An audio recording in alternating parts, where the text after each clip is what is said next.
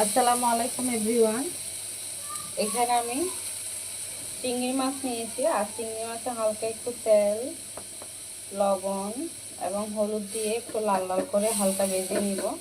যেহেতু আমি শুটকির সাথে রান্না করব, তা আমি একটু কালার আসলে আমার থেকে কালারটা ভালো লাগে, যার কারণে আমি এইভাবে একটু রান্না করতেছি। আপনাদের কাছে ভালো লাগলে আপনারা সরাসরি শুটকির তরকারির সাথে চিংড়ি মাছটা দিয়ে দিতে পারেন। সচরাচর সবাই চিংড়ি মাছ শুটকি দিয়ে খায় না, শুধু চিংড়ি দিয়ে চিংড়ি মাছের তরকারি রান্না করে। তো আমার যেহেতু শুটকি ভালো লাগে, তার জন্য আমি শুটকির সাথে রান্না করব। আমি এখানে চেপা শুটকি নিয়ে নিয়েছি 1 পিস, আর এখানে চিংড়ি মাছগুলো আমি সুন্দর করে হালকা একটু তেলে ভেজে নিতেছি।